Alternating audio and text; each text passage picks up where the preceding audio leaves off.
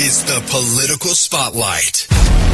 The Political Spotlight is a joke. It's more like a political flop. Nobody listens to Bilbrey. He's just a wannabe podcaster. No one takes him seriously. He is a rude, crude dude that will never go any further than broadcasting from his mother's basement. Bilbrey is a wrecking ball for Indiana politicians. Grab another box of Twinkies and generic cola, Bilbrey, And get back to your microphone and your audience of nobodies. The Political Spotlight is a joke. It's He is like a rude, crude dude that will never go Bilbrey's a wrecking ball for Indiana politics. Shut that stupid Bilbrey up. Well, hello there, ladies and gentlemen. Welcome. Kate, are you hearing me okay? I should have known that. I was just talking to you and you could hear me, so I don't know why I didn't know that. Welcome, ladies and gentlemen.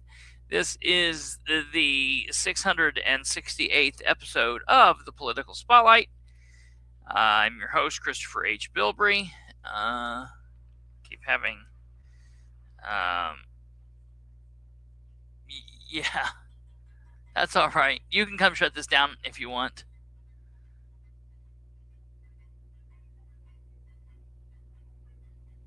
No, I mean, it's just, you can just shut this down. Stand by real quick, ladies and gentlemen. We're having some technical difficulties here. 1 second.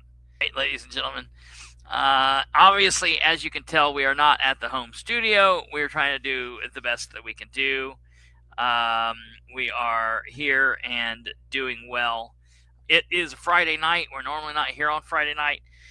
We were not here last night simply because I needed to have some downtime and rest my ribs. I tell you, out of all of the times that I have ever had any kind of issue, the car wreck that I was involved in, the time that I fell in the shower a couple of years ago, this was by far the worst, and I think it's probably because I keep damaging the same area, and so I think that's the problem.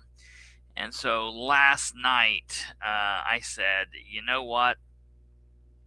No show. I put it up, said no show, and I tried to let everybody know the best that I could that we would have a show this evening, and we are here. So we have a lot to talk about, and again, like the last couple of nights, there are several bits and pieces of things that we need to discuss. We're going to be talking about some things from Muncie. We're going to be talking about some things concerning Delaware County, and we're going to be talking about some things, of course, from Henry County. And so I thought that would be a good, kind of a good way to fill this episode, and I would get a little bit of the odds and ends put together, and we could make a full show out of that. So we're first going to start with the city of Muncie. I'm going to take you first and foremost to the Muncie Board of Works meeting. We're going to listen to this Board of Works meeting, and I have a few things that I want to point out. So we will start here and see what happens. Good morning, everyone, and welcome to the May 20th, 2026 meeting of the Muncie Board of Public Works and Safety. If you please rise for the Pledge of Allegiance. I pledge allegiance to the flag of the United States of America and to the republic for which it stands, one nation, under God, indivisible, with liberty and justice for all. Well, thank you for all for coming. If we could have roll call, please. Thank you, President. President. Okay, thank you, Lacey. We've been given the minutes from the May 13th meeting. Do we have a motion to approve as presented? Yeah, I move approval of the May 13th minutes as presented. Second. Okay, any other comments or questions? Very well done. All those in favor say aye. Aye. All opposed? Okay, motion carried. Thank you.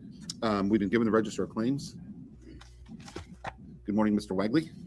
Good morning, Matt Wagley, Deputy Controller. I'll be presenting the claims today. I highlighted a few yesterday. Few claims, page 2 for $7,415 for Smith Family Services. Those are mowing of various yards for the building commissioner. Also on page 2, one for $2,916.66, Arnold Law Office. That's the monthly bill for City Council. 16,000 on page 7, 16,494.05 to Hoosier Fire Equipment. That's turnout gear for 3 recruits. And page 13 for $24,340.14 for Spear Corporation, and that is parts and labor for TUI, as I discussed before the meeting. They're rebuilding. I believe that's part of the rebuilding of the pumps. And the EFTs this month are mainly healthcare and dental, and then some service fees. If you have any questions, happy to answer. And Matt, Smith Family Services, their lawn care company, right? Yes, they are. Okay, that's what I thought. Okay, yeah, they're great people. Okay, do you have any comments or questions for Matt? I do not. No. Okay, and I do not either. Do we have a motion to approve? Yes, I move approval of the claims in the amount of $701,066.84. Second. Okay, do you have any comments or questions? Having none, all those in favor signify by saying aye. Aye. All opposed? Okay, motion carried. Thank you, Matt, very much. We have a couple of areas of new business. We have a street closure application for Game Changers. If we could state your name and just what you're looking for, please. My name is Leanne Barton. I'm with Game Changers. We are requesting to close North Street from Mulberry to Walnut for festivities for 4th of July. We are partnering with the Legion. Since it is anything that you can roll on. We do a lot of benefits for the community. Move approval of the street closure application. Second. Okay, how many other I comments? second it. They approve it. Okay, all those in favor? Good morning. Okay. Let's take a listen to this. White, Program Director, filling in for Carl. We're looking to get those funds. Those funds pay our leads, our interns, and our administrative staff. And we have everything lined up and ready to go. Just need approval to go ahead. We have our leads hired. We already interviewed all of our interns. We've even already had a parent youth meeting already. And we have one more to go Sunday, and then we'll be ready to go. Okay. And this cleared the Parks Department last night? Was that? Yes. Okay. I just wanted to make sure that was a comment we had. Okay, now wait. Let's go back and listen to this. White, Program Director, filling in for Carl. Internship and sports. This is Mark White filling in for Carl. He's the park superintendent. He's park superintendent's right-hand man. Now, I can tell you, if you're like, wait a minute, who is this guy? Where did he come from? Who is this masked man? Or, I mean, he's not masked. He's, I should have said, who is this black man? That would have been better, but people would have thought I'd been racist. I'm not racist. It is what it is. He's obviously not a white man. It's a joke. Be calm. Be cool. Nobody knows. No one knows. I don't know where this guy. He seems cool. He seems like a hip young dude. I'd like to talk to him. I think that this could be maybe some fresh blood into the system, into the organization. Maybe we could get rid of Carl and have this guy be the superintendent. I'm down. I just don't know where he came from. I don't know. Did they put this out for people to apply? Was this an internal? I mean, where did this guy come from? Does anybody know him? Who is he? I don't know. All right, let's listen to what they say here, because they go through it really banging fast. Let's listen. Programming agreement by and between the City of Muncie and the Boys and Girls Club of Muncie. Good morning. This is a program agreement between the City of Muncie and the Boys and Girls Club. Mark White, Program Director, filling in for Carl. We're looking to get those program director for the Parks Department, filling in for Carl. Those funds pay our leads, our interns, and our administrative staff. And we have everything lined up and ready to go. Just need approval to go ahead. We have our leads hired. We already interviewed all of our. We have everything lined up and ready to go. Now, I know that we took a night off. We were not here last night, but does everybody remember back to Tuesday night when we went through the Parks Board? And one of the very first things they said was, Carl's not here and Mark is not here. And everybody talked about the fact that they didn't have a clue what was going on. And there were all of these things that they couldn't talk about or they didn't know about. And there was nothing to do because Carl wasn't there and Mark wasn't there. And ding, ding, ding, Alva's paying attention, because Alva says, how does he know it passed the Parks Board meeting like Carl didn't attend the meeting? He, like Carl, didn't attend the meeting. Well, I don't know that, and I'm very concerned because listen to what he says here. Interns, we've even already had a parent youth meeting already. We have one more to go Sunday, and then we'll be ready to go. Okay. And listen, I'm not knocking this guy. He seems really cool. He seems fired up. He seems really passionate. Like, I can just tell. I don't know this guy. I've never saw him, never met him, never had a conversation with him. But I can tell from watching this video that this dude is full of passion. He's ready to rock and roll. He could be a great addition to the city of Muncie if they don't ruin him, if they don't poison him. What they do when they normally poison the people, good people. They teach them bad habits, and they do other crazy things like that. So I'm hoping that they don't. So this is Mark White. Kate just sent me program director, and he's currently getting paid $18,050. When Kate was that payment for? Was that last year? Okay, so listed on the 2025 Gateway report. So that's probably because they fired, or when they fired George in December of 24. Who knows how long it took him to get hired, and so that was just for his partial payment. I would say he's a full-time employee. And so I don't know how much he makes. I'd say he at least makes 30,000, if maybe not 40,000. I don't know. I don't know how much that 18, what kind of chunk that 18 paid, but I just hope they don't ruin him. But let's listen to what he says here. Cleared the Parks Department last night? Was that? Yes. Okay. It cleared the Parks Department last night, and he says, yes. No, it didn't. It didn't clear the Parks Department last night. It most certainly, beyond all shadow of a doubt, did not clear the Parks Department last night. I'm shocked. I'm shocked that they said that. Now, he might have thought that it did. Maybe he thought that it was something that was supposed to or was going to, but it certainly was not something that cleared the Parks meeting on Tuesday, the 19th of May, because here, ladies and gentlemen, is the Parks Board. So that would be the preferred method. There's a sanitary district Board of Works team very graciously helped us get. Board has been distributed this. Did anybody have any concerns or discussions I'm going to let you hear that.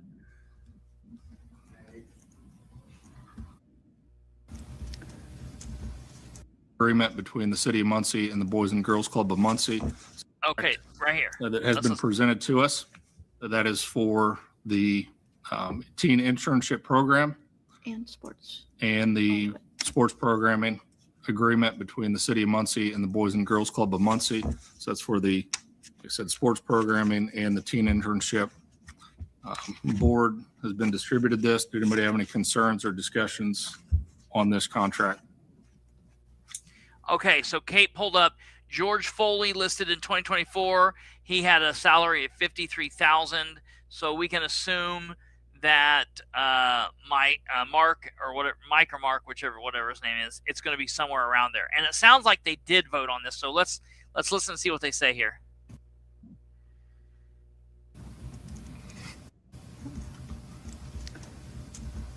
No. All right, so process here is the board can make an approval for recommendation for this, and then that does have to go before the Board of Works. Okay. No other discussion. I would entertain a motion to approve this contract as presented, pending the approval from the Board of Works. So moved. Second. All in favor signify by saying aye. Aye. Aye. Opposed, same sign. Okay, so it did. Still have a goal of being open for the holiday, but based on where we're at today, working through those details. I want to hear what they say here. Anybody else got anything to add there? Contract reviews, yet again, have been an ongoing process. We've got one contract that has been presented to us. That is for the teen internship program and sports. Okay. And the sports programming they did agreement vote between the city. Can make an approval for recommendation for this, and then that does have to go before the Board of Works. No other discussion. I would entertain a motion to approve this contract as presented, pending the approval from the Board of Works. So moved. Second. All in favor signify by saying aye. Aye. Aye. Opposed, same sign. Next, we've got a couple grant updates. The first one, I think, Shannon, I think you got most of them actually. Okay, we applied for a Ball Brother Foundation. We also applied for so the Grant was 30,000, Yes. correct? What Yep. was the talk about? We already talked about Tui Pool a little bit, but I think probably as a board could discuss that a little further. I know each of us individually have had some discussions. Priority there is definitely got to be our security and proper operation for this year. As we are light in the leadership and management, that's going to be difficult for us. I believe it. Discuss as a board is those, but as far as leadership goes, but as far as leadership, ownership of that program, I don't know if we need to look at delaying or modifying that program for this summer. Any discussion from the board? I feel confident that the program can move forward. We need to, the city needs to hire the leads that oversee the student cohorts. We have people already picked out. They came to the parent meeting. We just need to get the paperwork done and make sure they pass background checks. And but that can be a very quick process.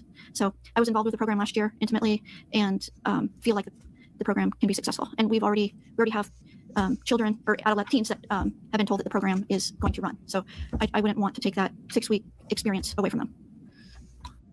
But I understand your reservations. I do. I'll get an email out to Mark tomorrow and make sure you can get an update on the status of that. If there's any roadblocks that are fighting that we need to make an adjustment there. Last item on new business I want to discuss is, yet again, several of us have individually discussed the budget, and we know there's going to be some changes to the budget coming next year. I think the board needs to take a larger role in helping guide that and providing some support for Carl and presenting a budget that can help our parks succeed. I'd like to put that preliminary on the agenda for July, so that will give us a mid-year update. I'll get with the controller and accounting team, give an update on mid-year to the board, and then we have that on our July agenda to review. Any action items, events for approval from the board or the public? All right. I know there's a point in the park board meeting where he says, Carl and Mark are not here. I was in the audience, so there's a good possibility that it was said before they started recording because there was that hiccup with the recording. That being said, they did vote on this action item with the contract, so I am happy with that. That makes me feel better. I was just concerned because neither Carl nor Mark were at the Parks Board meeting, and that seemed worrisome. So we'll continue on here.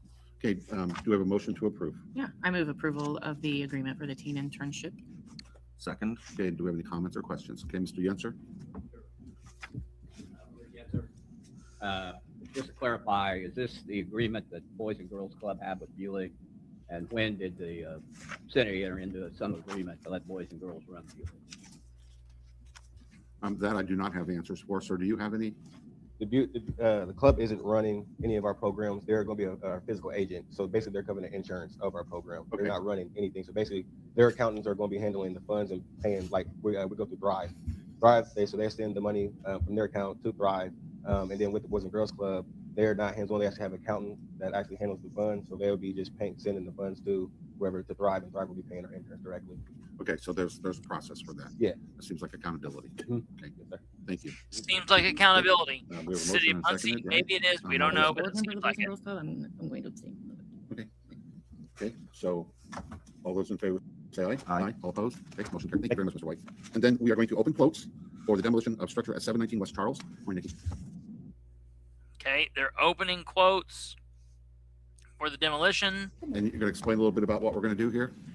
It is just a demolition of the property. It was a part of a larger project that's had to be separated out. And so now the demolition is continuing because of the unsafe structure there, but it's a little bigger than our normal unsafe one. So they're going to do a demolition of a property. We have to read. First one we have is from Sam's Schroyer Solutions.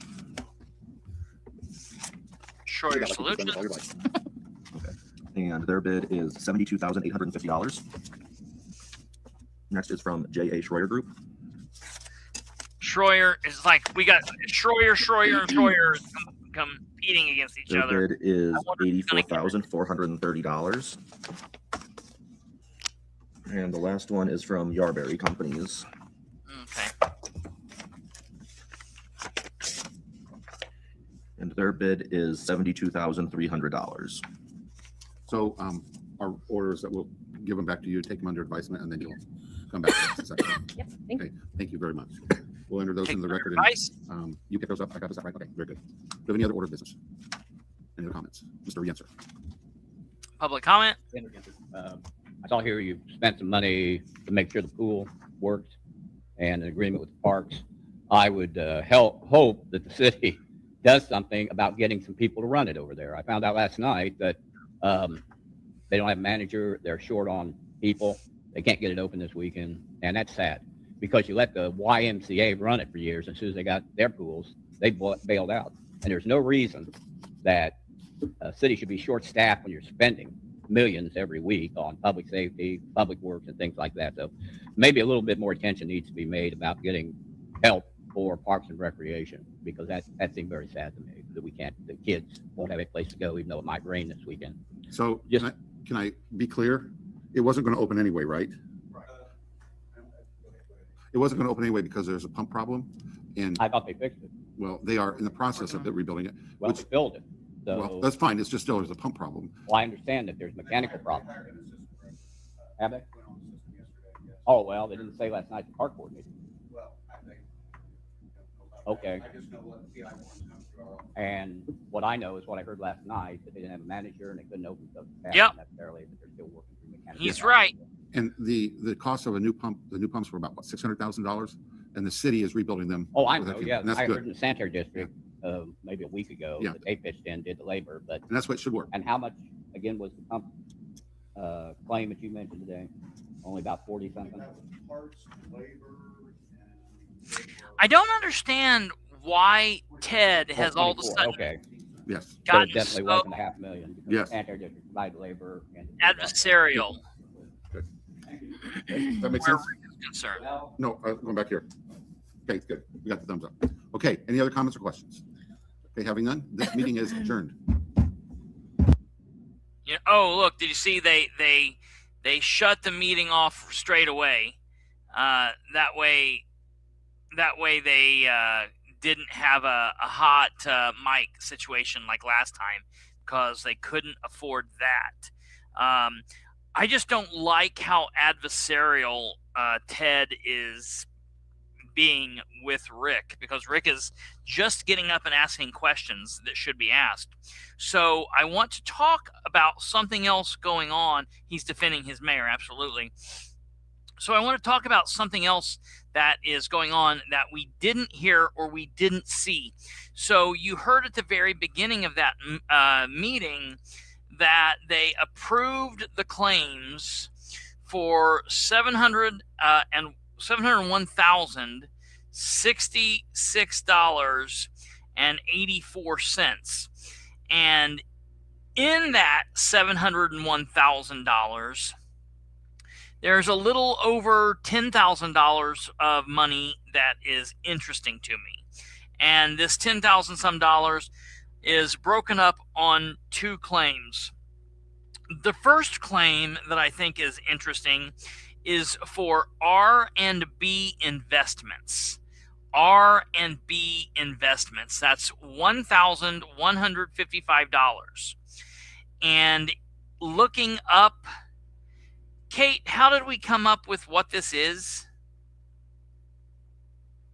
How did we come up with this being a parking lot for the police? From Alva. All right. So how did Alva learn that? I don't Alva, know. how did you learn that that's what that's from? Because I know that Alva brought that to our attention. And so R&B Investments, Kate looked up, and R&B Investments is owned by John Brook, which is the county attorney. But I'm interested in, because I was thinking that's the first time I had listened to the Board of Works meeting there, and I was thinking that they would have said something about that in the meeting. So do we know how we know that claim? Controller's claim page. So it says that on there. Okay. We can go and pull that up and take a look. Give me 1 second.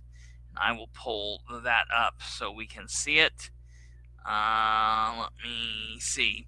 So I'll walk everybody through this, how they can do this if you're interested in checking this out yourself. So essentially, you would go to the City of Muncie, their website, and you can click right here and go to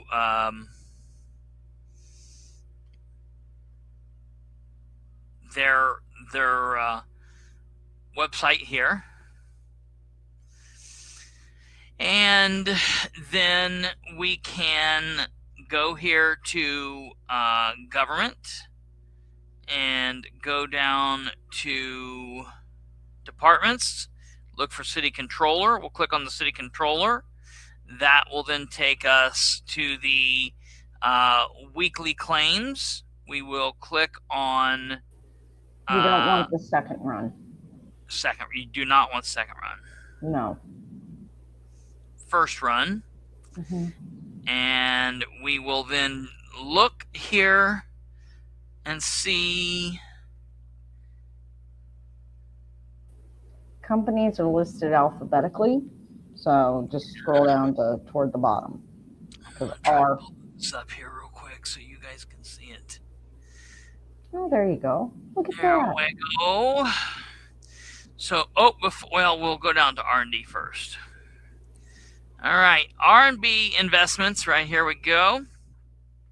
R&B investments, police parking spaces, paid by check 281368, and the pay was from 5/6. So man, he's getting $1,155 in for just a short period of time from May 6th, 2026.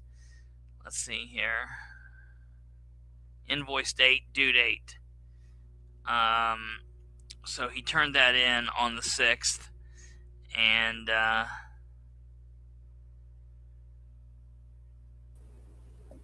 This is the first claim from them, so not sure when that started. Yeah. And what period that invoice they submitted on May the 6th covers. Yeah. So, yeah. but this is the first claim. And so, again, just so everyone's aware, this is John Brook. He's an attorney. He's the county attorney, the attorney that represents the commissioners and, a bunch of other government agencies. It's not illegal for him to own a parking lot. It's not illegal for him to get paid for renting that if that's what's going on. But we just need to check out how all of this happened. Is everything up and up? And I'm sure that it is. We just need to run all of that down. So I will be looking into that because that's a pretty good racket there. If that's something that's going to start being a forever thing. And so for those of you that might be interested here, I can show you. This is from the Indiana Secretary of State's website. This is John Brook. Shows that he is the registered agent and the president of R&B Investments LLC. And let's see, it's active. Everything's legitimate there. So they do drive their cars home.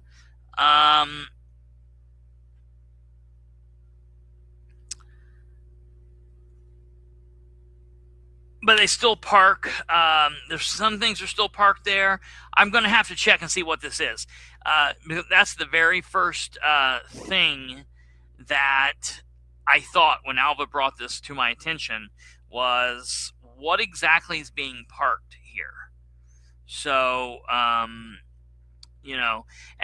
when they say they were, and this is to me all tied in with the fact that Dan and Nate Sloan is trying to get the police out of City Hall because I think that this they're just doing all of this stuff to say, see, we need our own building.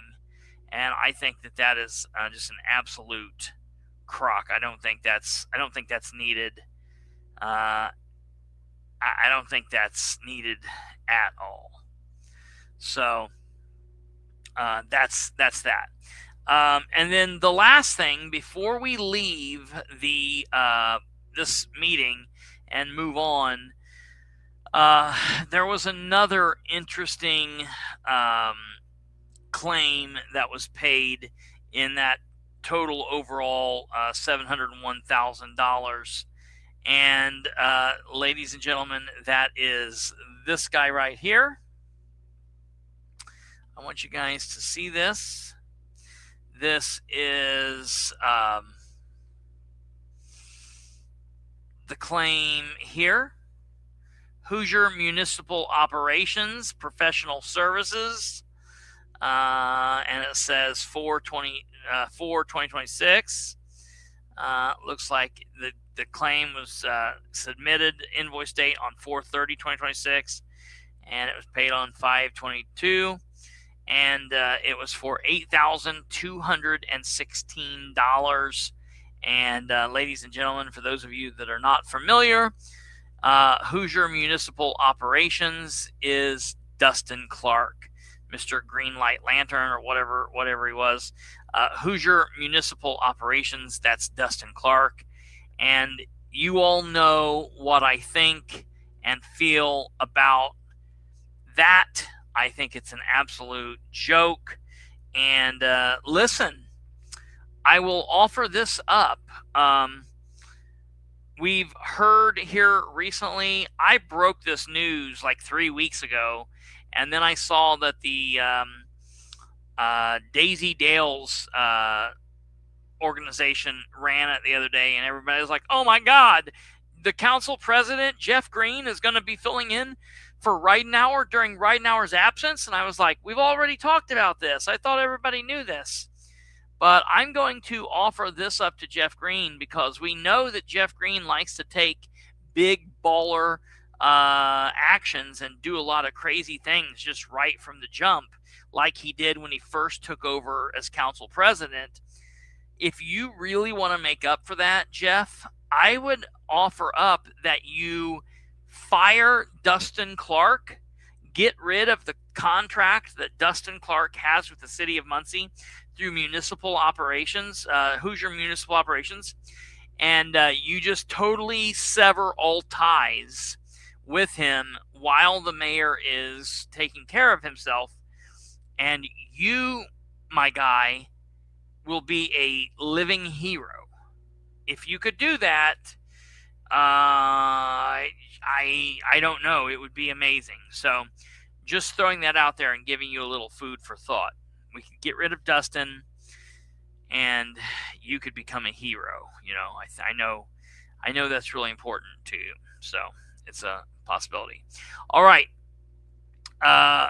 Dustin must be into collecting old boats.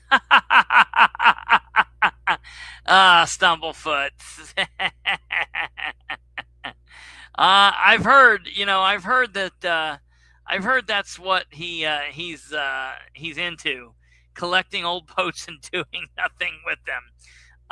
He keeps a collection of these boats at his old lair, Greenlight Resources, or whatever that building was, where he's just got a bunch of boats there that he really does nothing with. So I've heard that there's a bunch of people that are wondering what's going on over there. It is what it is. That's really funny. That's really funny, Stumblefoot. I think that's great. All right, moving on. Still in Muncie, but we're going to a. I'm all for it. Delaware County Advocate. If Jeff could really go in and use this opportunity to really fix things, he could get rid of Dustin. Have Dustin swing by and take care of Amber and Shireen on their way out. It would be like a hat trick, and I'm down for it. It would be amazing. So We're going on to another meeting before we leave Muncie. And this meeting is the Muncie Redevelopment Commission.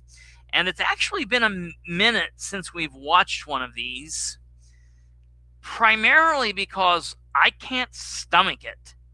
I just can't stomach of all of the things in government that I dislike, Isaac Miller and Jeff Howe are like two of the biggest things that I just dislike the most. And when they come together, it almost overpowers me. This is like my kryptonite.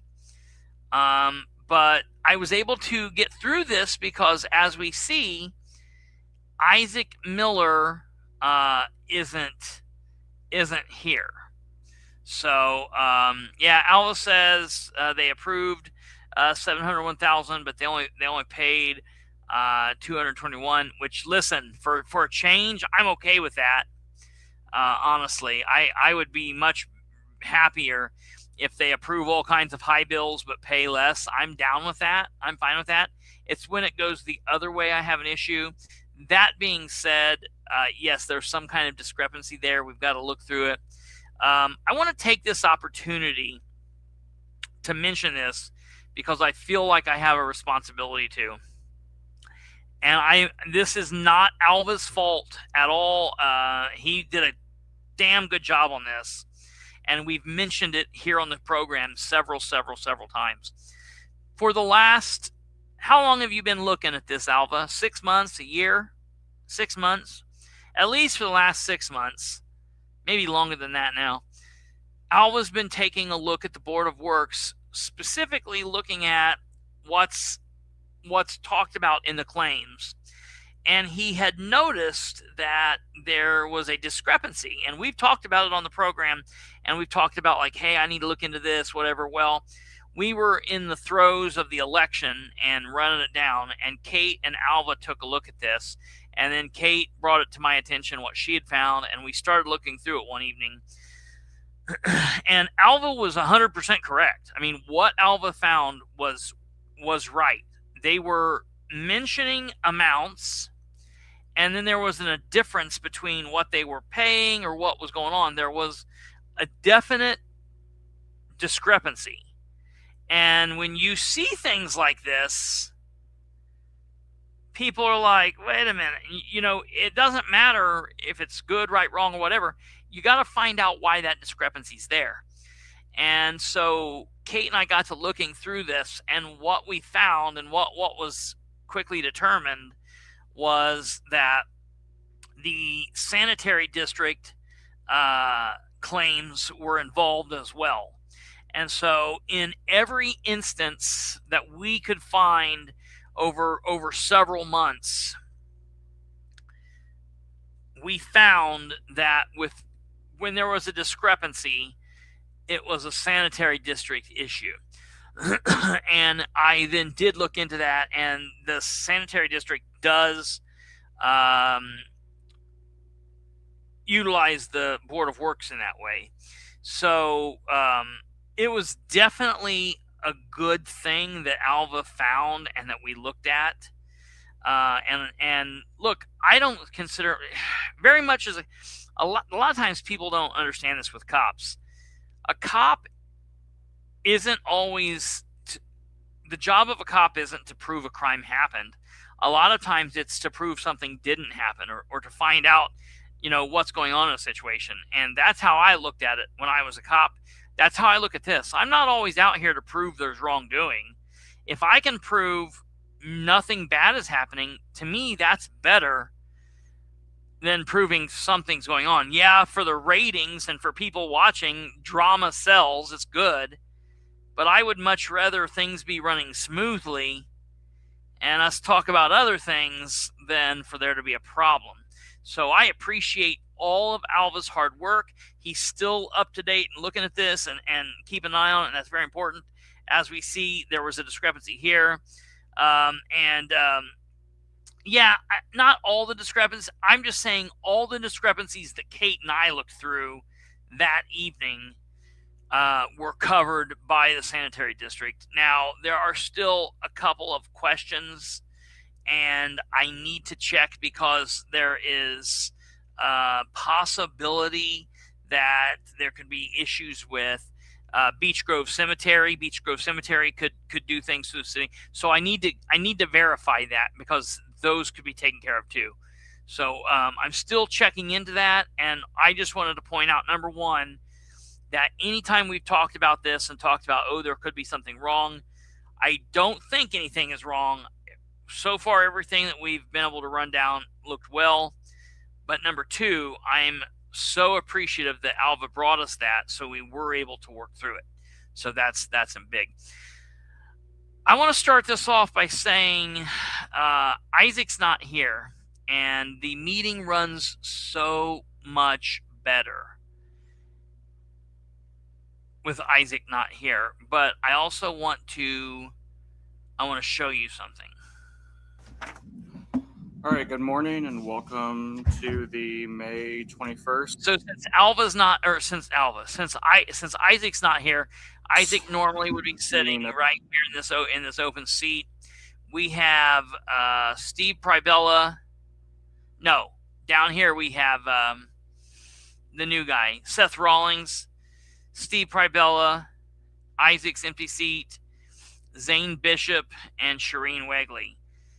Zane is the vice president, and so he's running the meeting. Of the Muncie Development Commission, roll call. Miller is absent. Bishop here. Prabella here. Wagley here. Rawlings here. And Lowe. Do we have any changes to the agenda as presented today? I don't have any actionable items for the facade grant. Have a motion? Motion to approve. Motion, do you have a second? Second. Roll call. Prabella. Yes. Wagley. Yes. Bishop. Yes. Rawlings. Yes. Okay. Previous meeting memoranda from March. Do we not have April minutes? So I'll make a motion to accept as submitted with the date corrected at the top. Second. A motion and a second. Any further discussion or comments? Roll call. Prabella. Yes. Wagley. Yes. Bishop. Yes. Rawlings. Yes. Claims. Mr. Wagley. Good morning, Matt Wagley, Deputy Controller. Sent out the claims yesterday afternoon. There's not a whole lot here. The largest claim was for $124,331.70. That was for Flatland Resources, and that was for the Muncie sign there on the point. And I believe the second highest was also Flatland, which was for $14,735.73, and that was $124,331. Listen. Good morning, Matt Wagley, Deputy Controller. Sent out the claims yesterday afternoon. There's not a whole lot here. The largest claim was for $124,331.70. That was for Flatland Resources, and that was for the Muncie sign there on the point. And then I believe so $121,031.20 to Flatland Resources for that goofy ass sign. I believe the second highest is also Flatland, which was for $14,735.73, and that was retainage. But if you have questions on any other claims, I'm happy to answer them or find the answers. Boy, this microphone is loud. It's new. I know. Oh boy. Comments? Do I have a motion? Motion to approve. Second. Motion and a second. Roll call. Prabella. Yes. What we're Wagley. doing with Bishop. Flatland Rawlings. Resources and what Flatland Resources is Mr. Howell, getting report from the city. is ridiculous. Now I want you to listen to this. This is infuriating.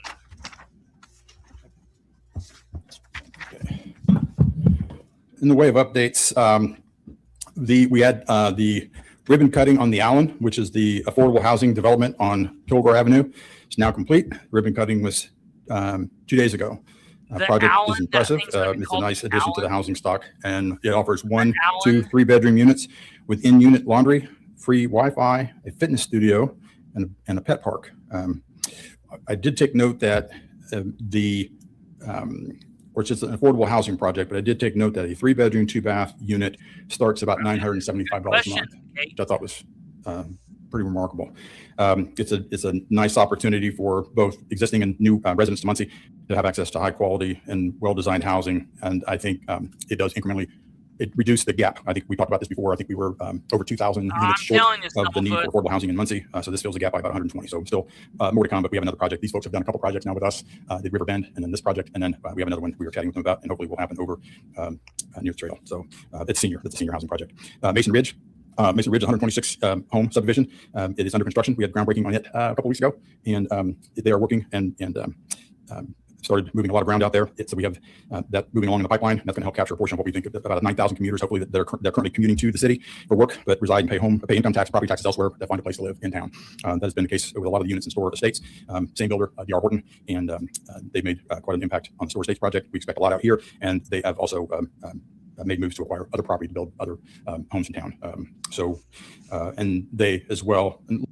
And we are expecting between 50 and 60 market rate apartments and a ground floor commercial tenant. As my conversation with them yesterday morning, the timeline for phase 2 has not been established because obviously it requires the relocation of tenants there, and that is going to be kind of a work in process for a while. But phase 2 obviously is expected to happen, but phase 1, I think there's been some confusion about that phase 2 is not going to begin for a while, so we'll have to wait and see when that happens. And then I think the last thing I really have an update on is the McKinley construction permits have been issued, and we hope to see foundations start to come together here pretty soon. Here we go. I think that's I'm meeting tomorrow morning with a developer about building some new homes on the northeast side. So we'll see how that goes. We've been in discussions with them, I'm going to say probably for several months. We looked at a project, I mentioned it here several months ago. We looked at a project there in property that or the city owned, I don't remember which now, but there were no infrastructure there, and it was just cost prohibitive to put the infrastructure in. So we're looking for lots that are a little more, looking at lots that are a little more ready to build on. So hopefully we'll see something there, but they have a strong interest in being in Muncie. They have ties to Muncie, so they're interested in doing some stuff here. Can you clarify where on the northeast side? Whiteley? Correct. Yeah. Here we go. In that area, generally. Correct. Yeah. Here we go. So I think that's all I have in the way of updates. Questions or comments? I had one on the financial position. The central TIF is showing at just under 65K currently. Do you know how much of that's been committed for paving projects? I don't. I don't know that we know for sure what. I'd probably have to talk to the street department to find out what streets we were going to pay out of the central TIF. How much of that's going to be? Okay. Do you know when the next draw is? Thank you. Revenue. I think. Did we get June? Do we? Would be the final settlement. Yeah. Yeah. Okay. And do we have an approximate amount for that? I don't. Okay. Now listen. Going back to the funds that were allocated in early 2024 for sidewalks downtown, we awarded up to $82,000 from the central TIF. What's the kind of next steps with that? Well, we've talked about this before. Here's the thing. I think my understanding is we have paid 2 installments for that was going through downtown development. I think they're probably somewhere around $45,000 to $47,000. I don't, but I'm also told that some of the invoices for those hit Public Works and they paid them. Your email, I don't think we paid for any work that hasn't been completed. We pay after the work is completed. So if the work hasn't been done, we talked to to Public Works, and they're going to pick up the sidewalk and the ADA stuff on a go-forward basis. They'll either do it or they'll subcontract doing it. Now, I suppose if Public Works doesn't have all the resources to do that, they'll ask us if we'll help provide that. But I think we haven't paid, unless you have some information otherwise, we haven't paid for anything that hasn't been done. We've only reimbursed for or paid things after work was completed. So it's your opinion that the $82,000 up to $82,000 has been spent? No. It's my opinion that what we paid for was about $47,000. That $47,000 was spent. Now, if there were other work done and it was invoiced to another department and they paid it, then it was paid for. What I contend is it's not my belief that we paid for anything that didn't get done. But if we allocated $82,000 and they billed us for $47,000 and they did $47,000 worth of work, then yes, it's unfortunate that they didn't use the whole $82,000 to do $82,000 worth of work, but we didn't pay for anything that didn't get done. Can that $47,000 invoice or whatever documentation be sent to me? Yeah, we can see, we can pull it. Well, Matt helped me get it the other day. So yeah, we can get it from the controller's office. Moreover, can it be sent to me? Thank you. Well, I guess my question would be, are you suggesting you think we paid for something that did not get done? No. Okay. From what information that I've been given, my understanding was that we had not spent any of that 82,000. We paid two invoices that equaled 47,000. All right. I'll just wait for that documentation. Notification of tax increment use. Bob Swintz. Rob is not here. I think we had some late night discussions. We notified. Can you go back to the mic, please? Good question, Karen. Then that's what Shane is getting at. If we had $80-some thousand to do a job, and we thought it was going to be part of the situation, then if we had $80-some thousand to do a job, and that was what the situation was, it was going to be used for that, and the job gets done, and lo and behold, we only had to pay $40-some thousand, then we need to monitor where that other $40,000 is. That's very important. So yeah, that is the question. So he starts to sit down because he doesn't like answering questions. He likes to tell his little piece and that be it. So he starts to sit down so he can do, whatever it is that he does. And yeah, absolutely. Well, then what happens here is they ask another question, and he starts to talk, and then they ask him to come back up to the podium, which is right. Now, watch what happens here.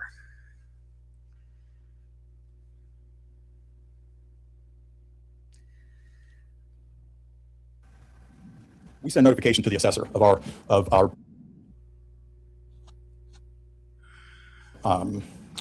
position on the bond, with the TIFs that are still active and the use of those. It is a notification. It did not require a resolution. So I don't think Bob came because we didn't need a resolution. We'll just send notification to the assessor. We have to have it sent by July 1. Okay. Yep. So I think that's why that changed. Late last night. All right. Thank you. IEDC Training Insights, Amber Green.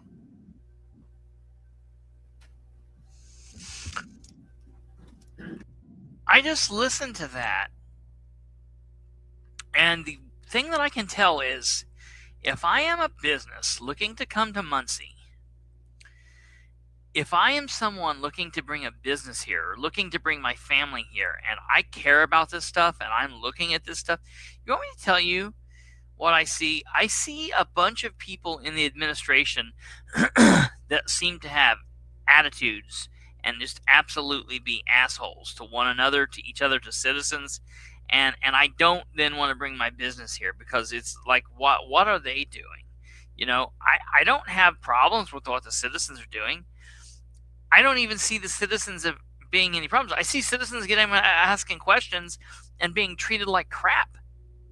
And again, that all causes me to have issue. That is the bigger issue there. Okay. And then, so next up is Amber. Let's take a look at and listen to what happens here. Morning. Jeff asked me to give an update. Gosh, Matt, you're right. This mic is loud. New. I attended the International Economic Development Council intro course, Tier 1 Economic Development, 2 weeks ago. And it was super immersive course all week long, 10 hours a day. And it gave me a lot of insight to what you as a commissioner are doing. I also serve on the Delaware County Redevelopment Commission, and just wanted to kind of give a high level overview of a couple of things that I learned that help the rest of the community and the public understand the shift in economic development lately, and why we as a city have approached economic development in the way that we have. So for a long time, especially in Muncie, economic development was industry. And that's all we saw, and that's all we wanted. And that is shifting across the country. It's very obvious here that it has shifted. It's obvious in other parts of the state. And into the late 90s, early 2000s, really early 2010s, you kind of started to see tech parks that became a thing. That was how communities were doing economic development. That is what everyone thought they needed to grow their community. And that kind of leveled off relatively quickly. It definitely wasn't the time period that industry was for economic development. And now, especially in Muncie and around the state of Indiana, you're really seeing an increase in the creative economy. So your small businesses are driving a ton of your local economy. You have arts and culture that is a huge resource, and you're trying to grow that to bring more people here. People are no longer coming for jobs. People are coming for place. And that's something I think we've seen a shift in here locally. They want to come here because they want to live here, not because a job is necessarily bringing them here. And by here, I mean the collective here, not necessarily just in Muncie. That is the shift in people moving, quite literally. So talent mobility and remote work, as we saw after COVID, that remote work skyrocketed. People love that. It's working for them. It's working for their employers. And now their jobs can go with them anywhere, which is one of the things that we've used when we've capitalized on the Make My Move program as well. Communities are competing for talent before employers are competing for workers. So we're looking to bring the talent here to facilitate jobs coming here, not the reverse. Muncie has recognized that population growth and workforce retention require intentional investment. We want to not only bring new people here. Yes. They're bringing in people with this come to Muncie payment plan thing who already have jobs that are working remotely. Yeah. So they're not benefiting the community by lending their skills to a company here. Here, yeah, right. But we're paying them to come here to work for a company that isn't here. Yeah. We're giving them $5,000 when we do so. Now, maybe they will buy a property, and maybe they will pay property tax.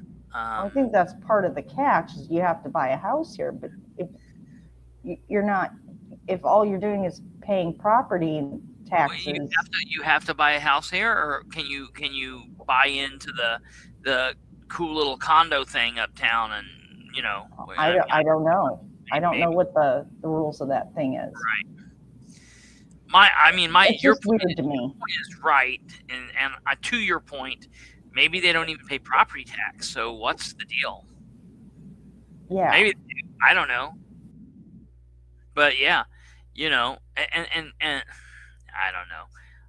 I mean, think about that scam. You're a single person, or maybe you're a young couple, don't have kids, and you work remote, and you're like, yeah, I'll move to Muncie for a year and a half to get $5,000 and buy a little shitty area and stay there for 2 years and then move on.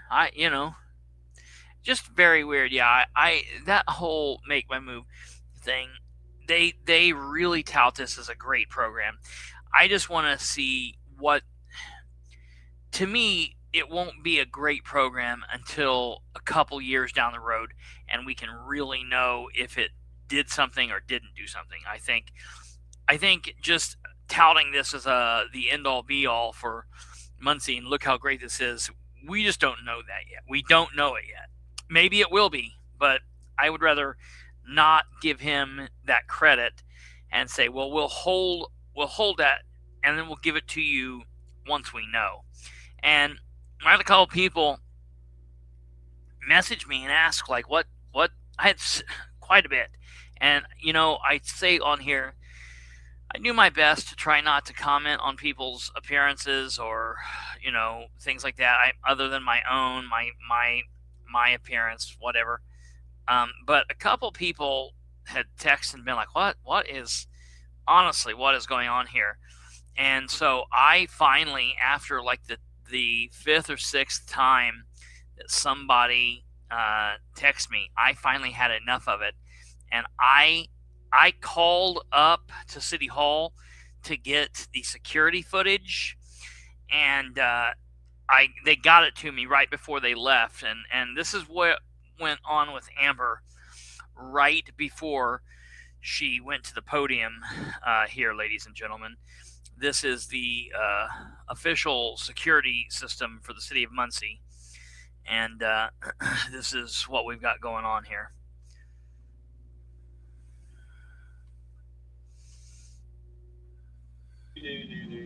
All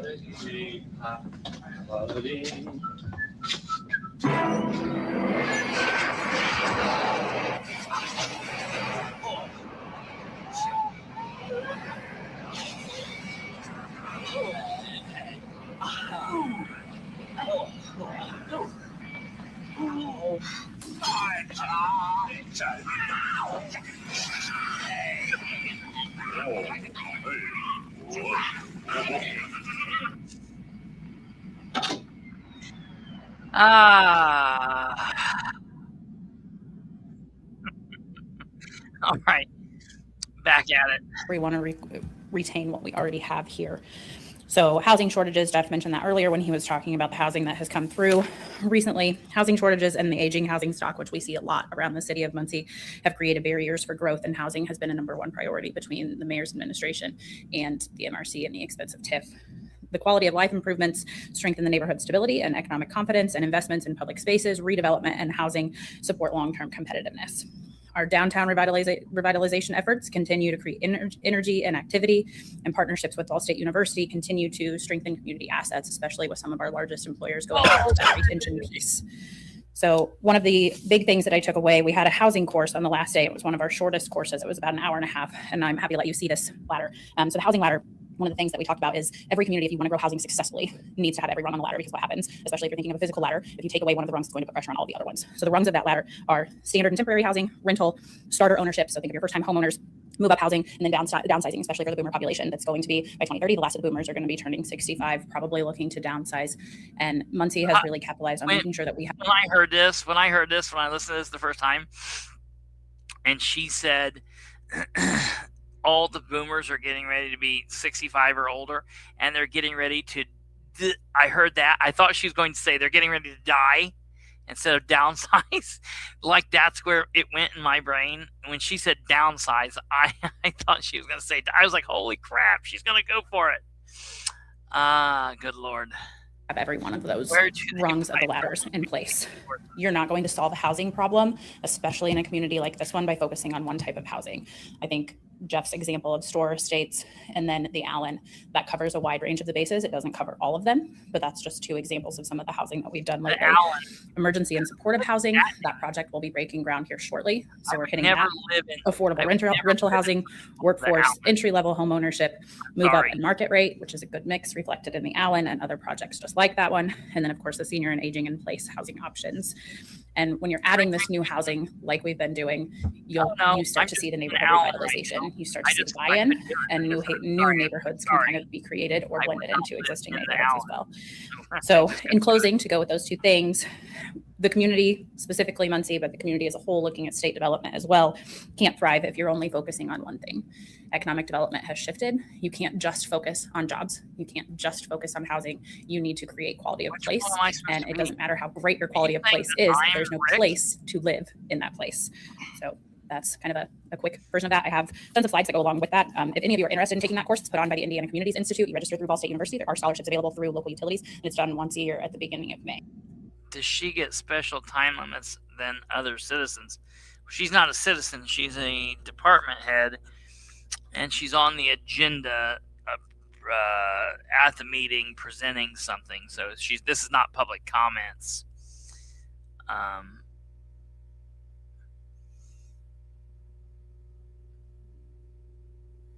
And I'm happy to get any of you connected if you're interested. But any questions? Oh, I get it. I get what you're saying. I get what you're saying. Clarification. Did you attend the course where I'm sitting in here as communication instructor or as a member of the Delaware County? I attended as both, actually, and I was sent on a scholarship through Indiana Michigan Power. Appreciate it. Thank you. And just to clarify, since you asked, I did take vacation time to attend that course. Appreciate it. Thank you. You're welcome. Why do they always have to be so shitty? You asked, I did take vacation time to attend that course. Appreciate it. Thank you. And I of the Delaware in the course. Listen to me. Zane asked a legitimate question because the course that she said she took was a redevelopment commission course. So it's a good question. Why would she, the communications director,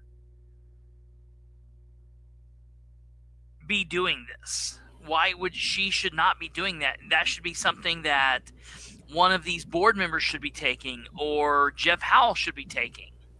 Well, Maybe. and then here's the other question. She says she took it as the communications director and the county redevelopment. Who paid for the trip? Well, And who paid for the course? I can tell you, she answers that. It was paid through a grant by by the electric company, which I would say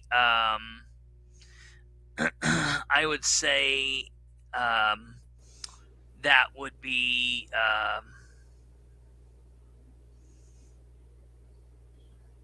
That's fine. It was paid for by a grant, but who got the grant? The county or the city? Because whoever paid for that trip, whether it was paid before through a grant or whatever, that's the position she was attending. Why do you say county, Alva? It'd be interesting. I'll look and see about finding that out. I think it will be through the city. I don't know. That's interesting. But listen, she says she took vacation days. So maybe it was the county because she took vacation day from the city. So that's probably true. That's probably true. The county did it because she took vacation days with the city. So that's interesting. Just a clarification. Did you attend the course as communications director or as member of the Delaware County? I attended as both, actually, and I was sent.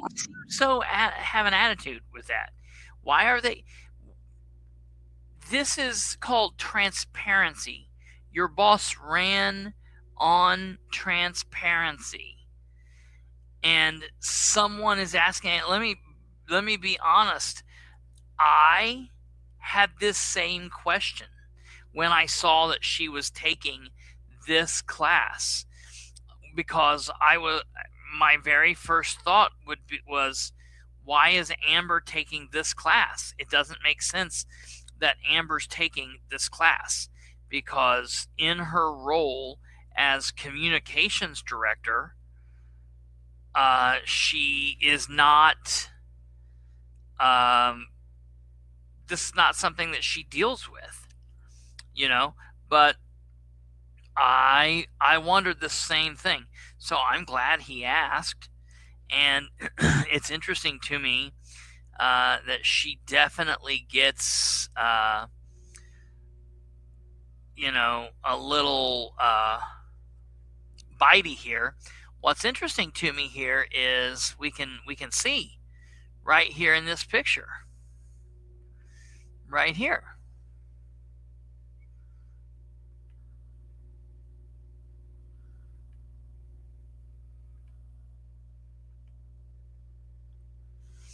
Says Amber, and it says 2026 Indiana Economic Development Course, Amber, Green, City of Muncie, Delaware County Redevelopment.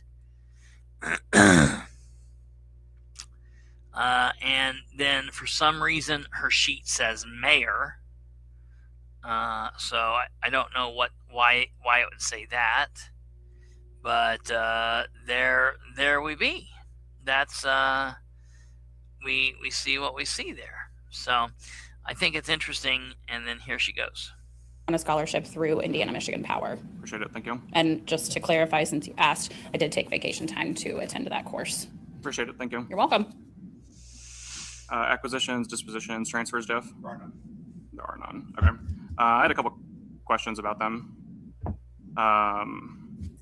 The properties that were transferred along Columbus Sir Paulman to New Eckert, Yeah, has the right-of-way already been deeded out of those? The new right-of-way? That would be an issue for the city engineer. I mean, we had the city engineer involved in determining the setbacks and things like that. The setbacks or the right-of-way? Anything and everything that was related to that, and the surveyors were involved in that. Okay, so you don't know if the right-of-way was already deeded out before those were transferred? Okay. And then can you clarify, so the project that you were talking about in Whiteley, are those the properties along in the 1300 block of Kirk? Yes. Okay. Some of them. There are others out there as well. Okay. And I've met with the White Community Council representative about some other opportunities that don't exist yet, but to see if they can be created. Okay. And then the lot that the MRC owned at 507 South Proud, would that be part of the same development? No. But do you have someone else? The land bank requested that lot along with East Kirk. The land bank requested that lot. I talked to land bank. The land bank requested that lot. We have other folks that are wanting to develop in there as well. The land bank doesn't build homes. Intent builds homes for the land bank. So they have connected me with Intent. I've been in conversation with Intent for the last many months about the agreements as it relates to the Ready grant. They hadn't mentioned to me that they needed other lots. Now, Nate reached out to me and indicated who he had talked to land bank or to Intent, who did indicate they needed lots. One of those people, at least one of those people, are one of the people I talked to. That's so, absolutely but they didn't correct. communicate that to me. So we will be sending to see. But And yeah, this guy constantly, it's a constant attitude. It kills if it's me. not part of the Ready project, can somebody else build it sooner? Because the idea is to get houses built. So we don't want it banked if somebody can build on it.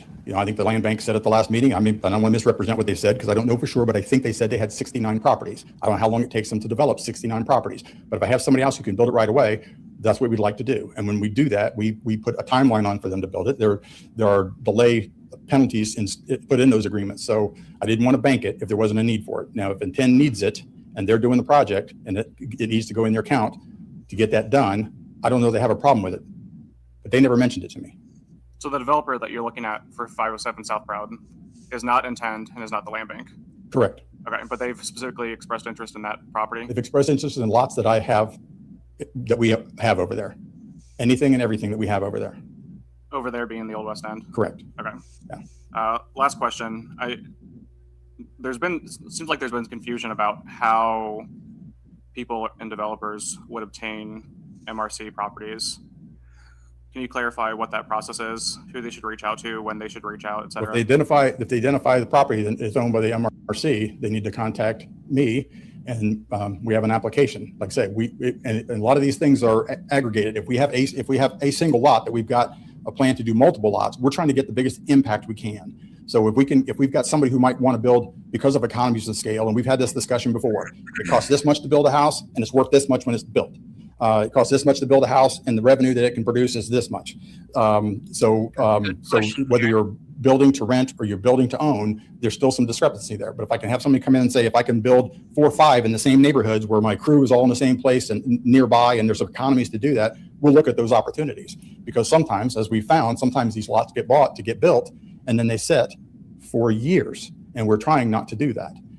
So there will be an occasion when somebody come and say, I want that single lot. Well, if we're talking to somebody else who might build 4 or 5 in that neighborhood that might want that lot, that might be what we ought to do, because it may have more economic impact, which is what we do. This is our job, is to create as much economic impact as we have. But that's how we've sold them before. Somebody contacts us, they give us an application, you guys have voted on them, and we've allowed people to buy them. But like I say, what we're trying to do now is not, if we can not sell them one at a time and get 4 or 5 houses instead of just one, that's what we're trying to do. Is the application online? Yes. But people have to contact you first before applying? They don't have to. No. It's better to have a discussion so we can have a conversation about, what we're trying to get done there. And like I say, if somebody contacts and wants that lot, that's their interest, is their interest. I get that, 100%. My interest is what's the most impact for the community? What's the most impact for the neighborhood? So conversation's good. When people send you an email and don't send it to me, then I think they've opened the wrong door first. But I guess that'll be what we'll deal with that, how we deal with it. But we're talking to people all the time about how to get some of these homes built. And we have people call all the time. And some of them want to build homes and can't because they don't have the resources to do it. And we try to find, we also try to explore that too. Who can build them? Who can get them built, and who has a history of building? But if someone requested properties at this meeting, you don't consider that contacting you? No, because there's no discussion about it. I think there needs to be a discussion about it. I mean, what are they going to build? I mean, is it going to be just a garage? Is it going to be just their own individual dog park? No, I think these are assets that we have that are public assets, and we're trying to put them to the most highest and best use. And can you clarify, if someone does apply, will that come to us, or will you, if you determine that I don't think it makes sense, I'm not going to bring it here and recommend it. No. So we might not know if someone's applied. Correct. Okay. This is my job. This is what I'm paid to do. Is to vet these things. Thank you. We don't have any actual items for the SOC grant, as mentioned.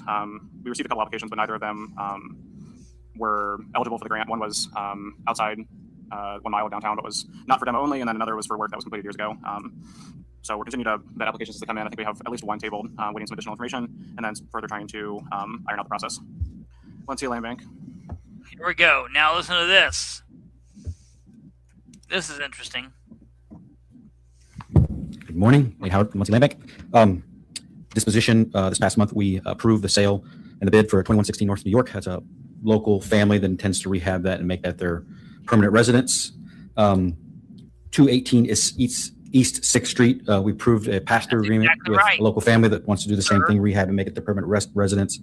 This is a property we acquired from the tax sale, so it's still not free and clear. But the city had actually put it on the demo list, and so we paid $1,500, which I think is called a performance fund, to remove that from the demo list. But so that's a property that's going to be saved and rehabbed. Our first Friday meeting, Colby Gray spoke. It was the best, well-attended meeting we've had since we've been doing this. That meeting's on YouTube. He did a great job emphasizing, the need for planning capacity, using our existing infrastructure, and more coordinated decision-making to support sustainable development. If you didn't get a chance, it's worth a watch. And then our June first Friday meeting, Land Bank staff, we're going to be presenting the results of a 10-month study that we did on the tax sale that covers a 10-year period for Muncie. And again, I think it's really relevant to this world that we all kind of move and shake in. So if you can make that, June 5th, 12:30 to 2 p.m. Quick update on our industry partnership. We're working with a group of stakeholders, kind of do similar projects, similar thing we've done in the Old West End. One of the things that have kind of risen to the top is that one of the real community assets in the neighborhood is their young business entrepreneurs. And so we started a conversation with Ted Baker at the Innovation Connector, Lorraine Tomlin from Prime Trust, and we brought in Indiana. They have a build fund that supports small business, and thinking about how we can use the land bank as a tool to do some of that, and then collaborate with other organizations to bring other resources to the table. The strategic plan that we had done in 2021 by CZB, that's kind of run its course,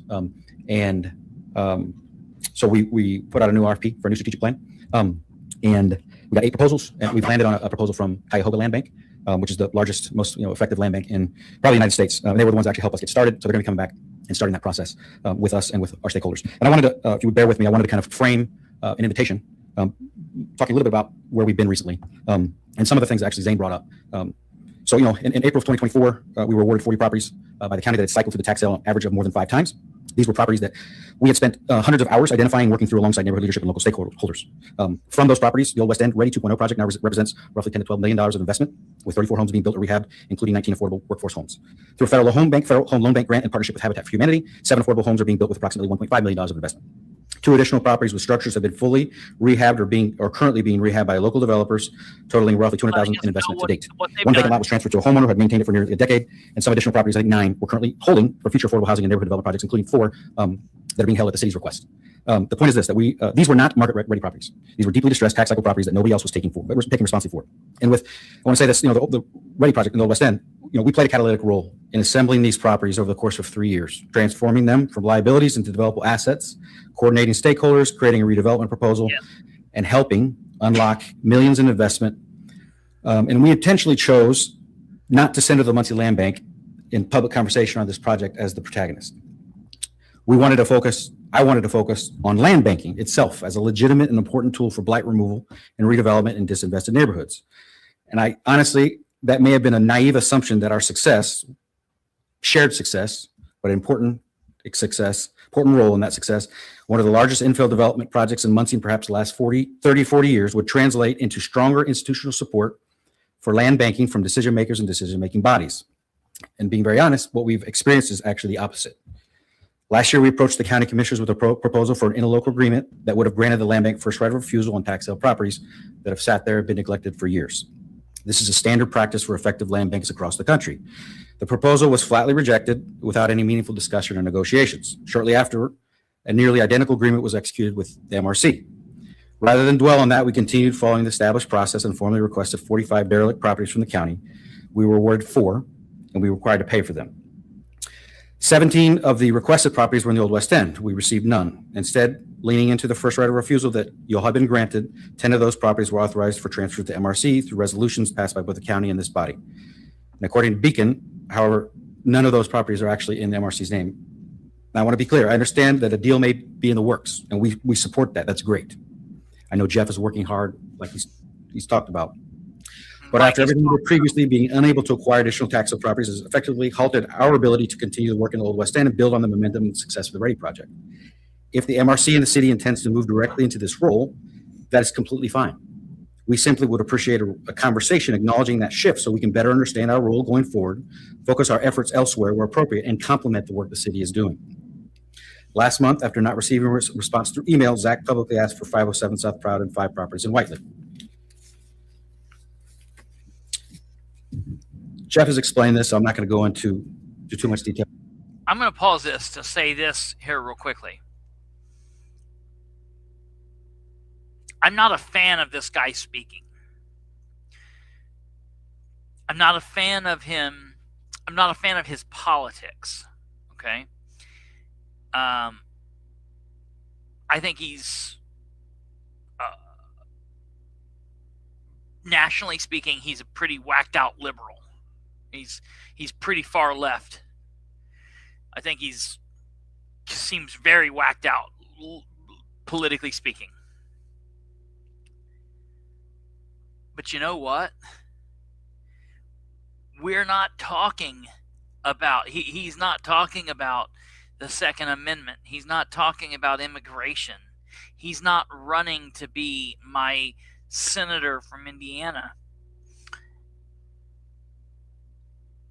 I think that him and what he does in this position in the land bank might be just the right fit for him. And I feel like some of my contemporaries in the political sphere out here don't like him. They act like they like him, and he's welcomed in. See, it's interesting to me. I'm shunned and spit on and looked away because I speak my mind, and I'm not hoity-toity, and I don't tell these people that they're wonderful and kiss ass, where he does. He doesn't agree with these people. This is so interesting to me. The people that entertain him and he are so opposite in their beliefs and their feelings, but yet they're both willing to kiss each other's ass and talk nicely to each other, but then talk about each other behind their back. While I think of and share beliefs with a lot of these people that don't like me because I'm not willing to kiss their ass, I'm going to tell them how they are. I think that he and his organization does a pretty damn good job in the city and in the county doing what they do. And I want him to be there, and I would offer him any help I could and think he should be there. And I think the city and the county should offer him this help. But because the city and the county is ran by the entire wing of the Republican Party, and there's not difference of thought, they're trying to shun him, I guess. I don't know why they're doing what they're doing. Okay. Well, they're diametrically opposed. So Yeah. what do land banks do? Get land, bank up land, and then give them out to people that they don't like. The people the city doesn't like. Yeah, they acquire properties that need rehabbed. They rehab them through grant programs, and then they sell them. And a lot of times the people they're selling them to are buying them for a very low cost. Normally wouldn't be able to go out and buy a $200,000 house. And they sign a contract with those people that are purchasing the homes.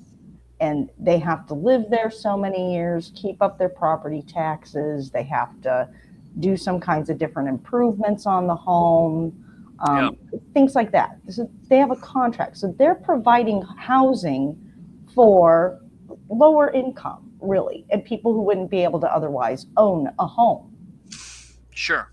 The MRC, they are all about making profit. Yeah. He says, what's best for the community? What's going to give us the biggest economic impact? Yeah, return on investment and all that. And return on investment, all those kinds of things. So they're diametrically opposed in their missions. Sure. And it's not right. Listen, what's going on here. I want the city, I want the city to be the best that it can be, and I want the city to bring in people that can pay good property taxes. I don't like property taxes. I think property taxes are theft, and I think that we should end property taxes as soon as possible. But while we have them, they might as well do what they're doing. That being said, I think you have to have a balance, and I don't have a problem with having a balance of thought, a balance of ideas. And I feel like our highly Republican brand government in the county and our Ridenhour government in the city is shitting on this guy. That said, I see the city using his ideas and running that same program through Jeff Howe. As much as they can. I don't think, I mean, this is this guy's wheelhouse. Jeff Howell wishes he could be this guy. But it was clear that intent needed properties. We've been fulfilling that role since the beginning of the process back in 2023. And so we have purchased a property to kind of fill in the gap. They need more property to do all the houses to meet the ready requirements. And then we asked for this 507 South Proud property because it butts up to another property that we have. And with that extra space, we can build 2 houses there where we could build any. And I would just say that we also we offered to purchase these properties. And again, the response we received about Whiteley was that there's something happening. Again, that's great. But the response about Proud property was essentially we didn't know what was actually happening with the project. And we've been in the middle of it. We continue to be a liaison through Intent and the other partners. And similarly, as I'm asking about Old West End and Whiteley, if there's things going on, we're sharing what we're doing each month here. We're sharing at our board meeting. The mayor's on our board. It's an opportunity to collaborate. We want to understand our role, and that's what I'm getting to. So what is the point of all this? It's really a question. What is the process? What is the overarching plan that's driving decisions? What is your process for transferring property? What is our process for acquiring property? How are we supposed to work through, and this is an assumption that this is an opportunity, it's something that I asked about before, work through, what is the opportunity for us to work through the interlocal agreement that you all have with the county? I asked these questions to this body last year when all this first happened. At this point, I've not really gotten any feedback. Because right now, from our perspective, there does not appear to be a clear, consistent pathway. And I would mention that 507 South Proud has been in the MRC's inventory since 2016. The 3 Powers properties that are part of the Ready project that we got from you all, that took a year. We applied, got no response. Talked about it in passing, got no response. Talked about it here, we got no response. It took a year. The Muncie Land Bank is about to begin a strategic planning process with the Cuyahoga Land Bank, one of the most effective land banks in the country. They're coming here to help us think seriously about what land banking should look like in Muncie to help it move forward. And so this is what I'm asking. I would encourage you all to seriously think about engaging that process, because you all have publicly stated that you support the work of the land bank. The mayor sits on our board, as I've said. We have been told that our property request would receive real consideration. What we need now is clarity, coordination, a defined process so we can actually operate as partners in this work rather than navigating uncertainty property by property. As I mentioned before, I would invite you to attend our first Friday meeting on June 5th, where we're going to be presenting our findings from the tax sale, which is the basis for why the land bank exists. That's right. And the findings, I'll tell you, they're troubling. And they reinforce the need for a more clearly defined empowered role for the land banking in our city. So I'm asking you all to please engage that process. Yeah, I'll end there. If there's any questions or comments. Questions or comments? Got a couple. When you transfer properties, do you have delay penalties in any of your contracts or timelines? If the person that you're selling to does not rehab in 2 years, build in whatever. We use project agreements, and it lays out a timeline. And so if they don't comply over a certain period of time, we can actually have legal recourse to take that back. Okay, so it's actually maybe stronger than penalties. So you Yes, don't have to stronger than penalties. You don't have to go through okay. Yeah. Then can you clarify? So you said you acquired a property and had the city remove it from its demo list. Yes. And then you paid a fee to. It's called a performance fund. It's something that makes sense. It's on the demo list, and then if we put $1,500 down, once whatever's been ruled on by the UBHA, if that's complied with, then we would get that $1,500 back. Take it off the list. Got it. It's not a fee for getting the property rehabbed. No. It's a no. Okay. Yeah. Okay. Thank you. Appreciate it. Thank you. I do have one question. Sure. Sorry. Can you tell me where Indiana is headquartered? The exact location in Indianapolis? Not their address, but where Indianapolis. In Indy. Okay. Yeah. Thank you. Mm-hmm. Thank you. Public comment. I get it. I'm here for public comment. I get it. Commissioner's comment? I got one, please. I just kind of want to talk about a specific property that the land bank has worked on. And the reason I know it is because it's actually my mom's childhood home, the Old West End, which was on Wilson, I think 577. And an interesting thing about this property is that when my mom's mom passed away, my grandmother passed away, it was handed down to my mom and her 4 siblings. And it was a running joke in the family for 15, 20 years that, like, oh, we have to pay the taxes this year. We got to go and do all the work in this. So my mom passed away about 10 years ago. And I knew this because this is important because whenever the land bank approached our family about selling this property, and it was more giving away. I think it was like $200. I don't think it was anything. But the interesting thing about this property is it was completely derelict. No one had lived there since the mid 2000s. It was completely kind of destroyed inside. And right now, like, I walk by, I live in the Old West End. I see the work land bank does every day, like in the Old West End. Like, I see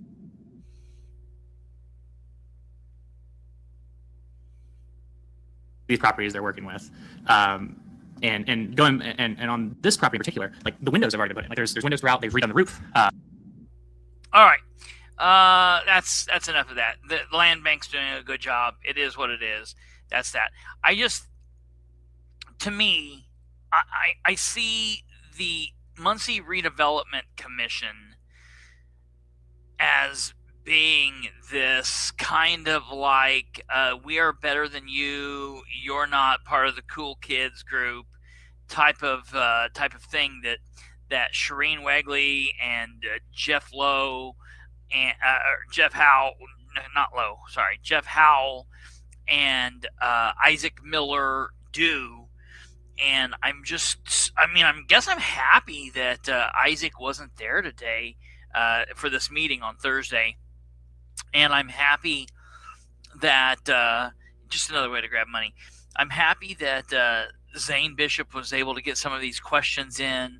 And I like that he was able to make Howell a little uncomfortable. And I actually posted, when I shared the link to that video, I actually made a post that said something to the effect of, hey, click here if you want to look at the mayor's administration being rude assholes to one another and to the public, because that's just what they do. And I get so frustrated watching these people interact with one another and watching how they interact with us. And, it floors me that Nate from the land bank is able to send an email to a city employee, to someone who works in the mayor's administration, and just not get a response for over a year. Like, look, I understand that that's something that might happen if I send an email because they don't like me because I'm part of the media, as they claim, or I'm an asshole and I hold them accountable, or they don't like me, or I'm an idiot, nobody listens, so they don't have to pay attention. I get that. But this was what I thought. This is what I've always said. If they're doing that to me, if they're not answering questions and they're not responding to me, I get that. But if they're not doing it to me, they're doing it to other people as well. And we just got our proof right there. And Kay says, especially with the mayor on the board, I'm going to tell you, the mayor wants that to be disbanded. And I'm going to tell you all a little secret.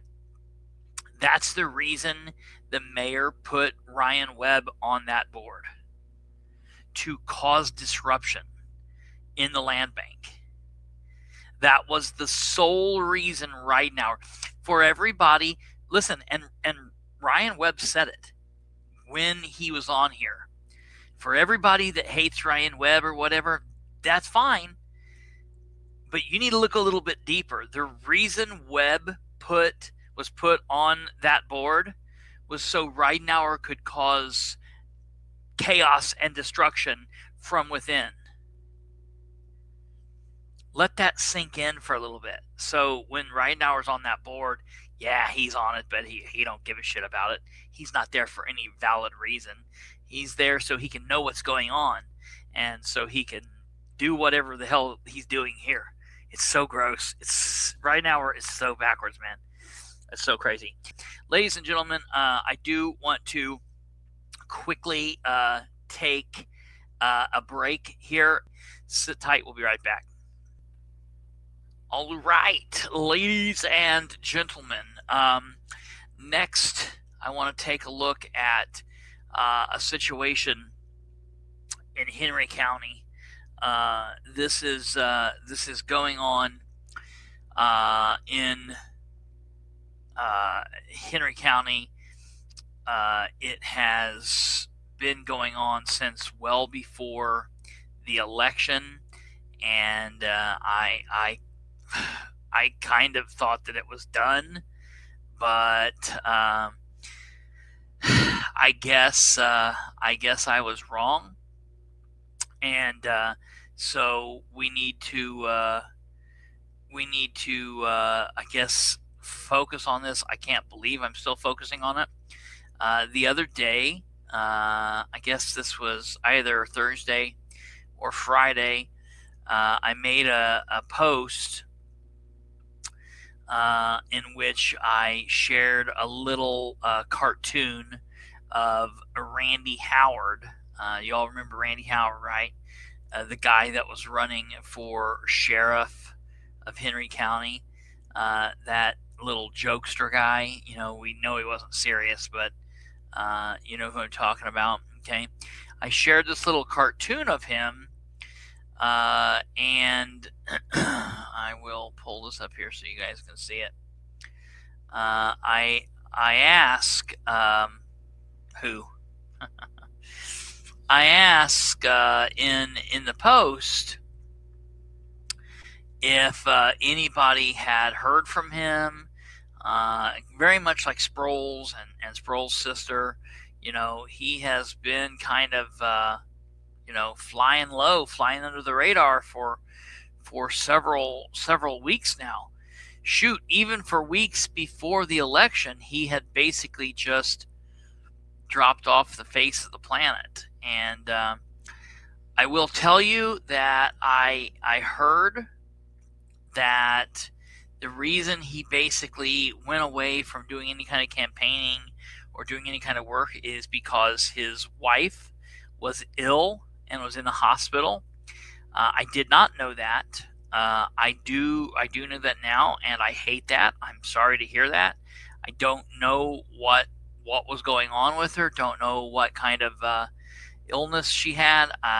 It sounds like she's out now. Sounds like at least she's been stabilized and is doing better, and so I'm happy to hear that. Removing all political crap. I don't want anybody to be ill. I don't want anyone to be sick. I don't want anyone to be hurt, injured, or whatever. So my thoughts and my prayers are with him and her, and I'm happy that she's doing better. That being said, I generally wouldn't be talking about Randy anymore. He lost the election, and it's done. Okay. Maybe it's because he was making a fool of himself. Well, that's one thing I want to mention is the only thing I have to say about this is there were several people who said that they actually approached him, like people who are kind of friends with him, and asked him why he was doing everything that he was doing while he was running. And they said that, they understood that his wife was ill and he should be focusing on his wife. And he's like, no, I just got to do what I'm doing and whatever. So, far be it for me to say what anyone should be doing, when or where, but I really think that his focus should be with his family, should have been with his family. And I hope that it is now. I know back during the election, he was making some wild claims, like he was going to sue me. He was going to sue the Henry County Election Board. He was going to sue John Sproul's. He was just going to sue everybody. And so I made this post and said, hey, we're 2 weeks past the 2026 primary election, and I've not heard a peep from Henry County's man of comedy, Randy PR24 Howard. Does anyone know what's up? Is he still suing everyone? Lame duck Sheriff John Sproul's, the Henry County Election Board, me, Kristopher H. Bilbrey. I'm particularly interested in what he's doing with me. He claimed I was next, but I still haven't even been served. So Randy, can you reach out and provide me with an update? Randy, you can get a hold of me, in any of the following ways. And I provided my contact information. And I have not heard anything back. However, I did see a very strange post on the WIBC website.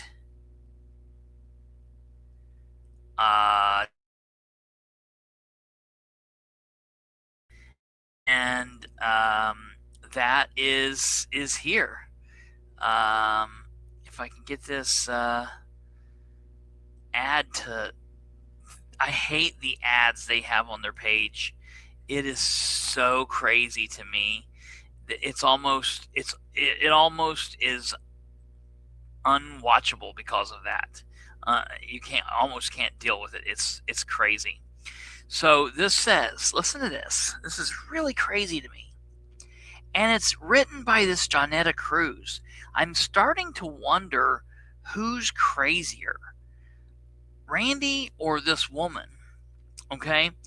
SOS, Secretary of State Diego Morales stays silent in Henry County election dispute.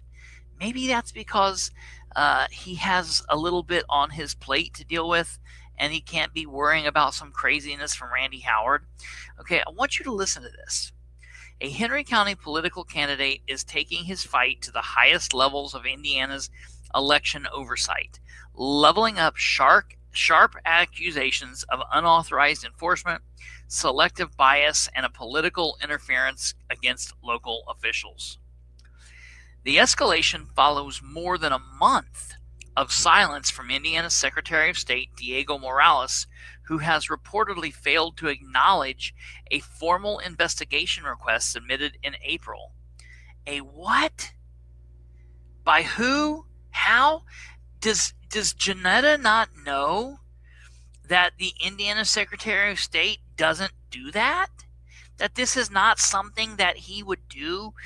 That the Indiana Election Board is there, and that the state, the Secretary of State's office is there to run the elections at the state level, and then each county is in charge of their elections?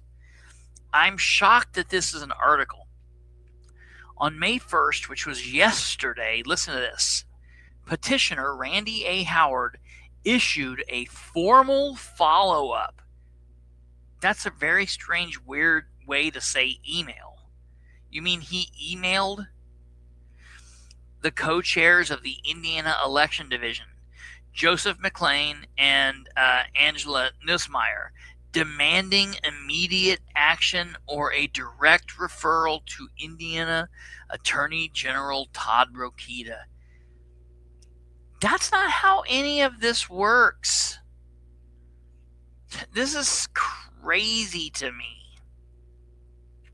According to court and state documents, the controversy began on March 23rd, 2026, when Howard was contacted by Henry County Election Board member Kirsten Kronk.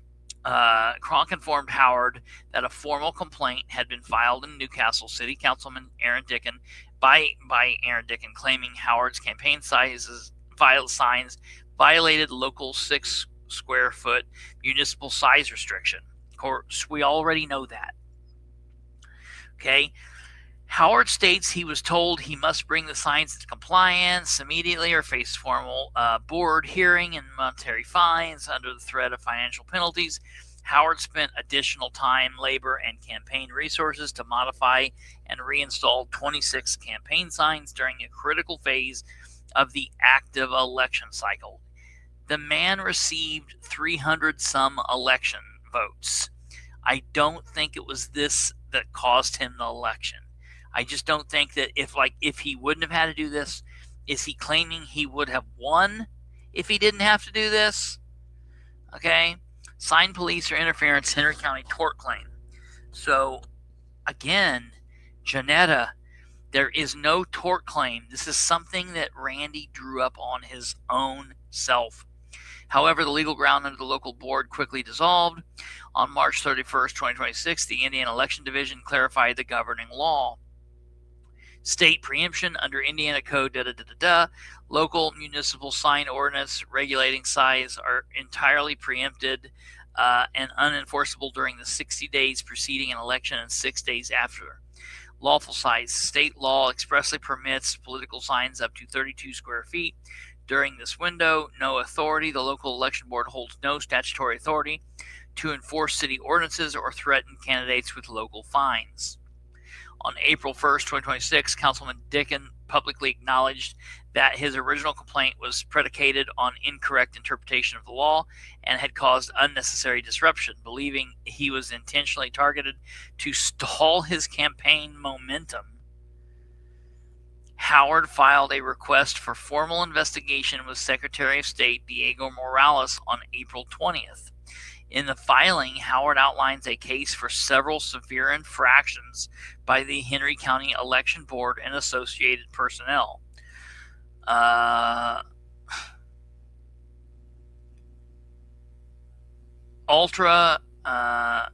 Virus conduct. Local election officials acted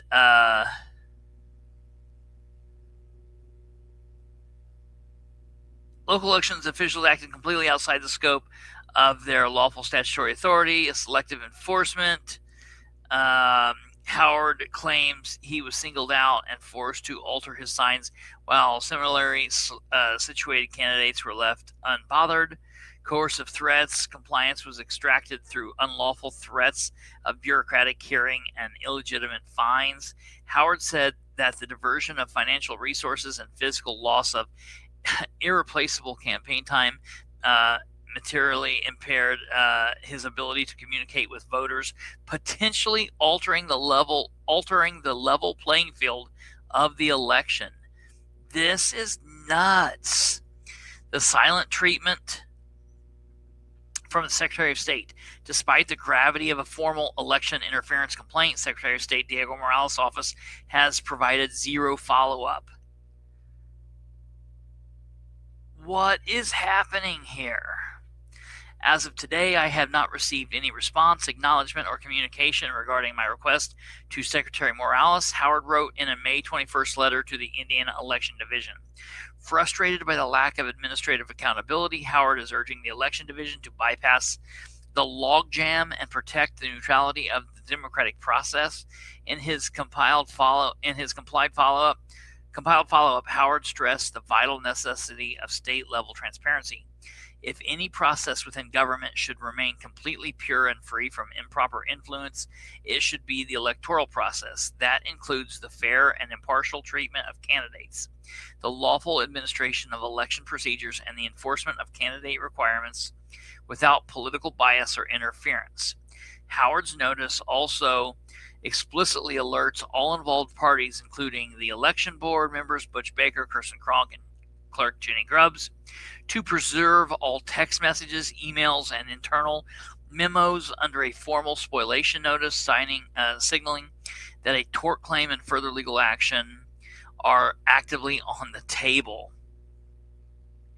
The escalating pressure on the Secretary of State's office comes during severe fractures within Indiana Republican leadership. A major shift, Attorney General Todd Rokita, alongside top GOP figures like Jim Banks and Victoria Spartz, Daniel Elliott, publicly pulled their support from Diego Morales and urged him to suspend his re-election campaign. This is insane to me. This is truthfully insane. And I thought Randy was letting all this go and he was going back to his life. Is he still out here claiming that he could have been the sheriff's nominee going into November if it just hadn't have been for Kirsten calling him? When contacted for comment, the Indiana Election Division should have said, "Who dis?" But instead, they declined to answer the specific questions for WIBC and providing instead a copy of the formal response they sent to Randy Howard. Okay, that response is included below. Good afternoon. The Indiana Election Division has received your complaint. Please be advised that state law does not empower the co-directors of the Indiana Election Division to conduct an investigation, you dumb shit. At best, we would need to agree with the Secretary of State to perform a procedural audit, but only if a county election board conducted an investigation under Indiana Code 36531, or if a recount or contest action was filed in the county, or if a complaint was filed with the Indiana Election Commission. Should a complaint be filed with the Indiana Election Commission, then the chair of the commission would need to place the item on a future agenda for discussion, then give direction to the co-directors to perform an investigation on their behalf to report back to the body at a future date.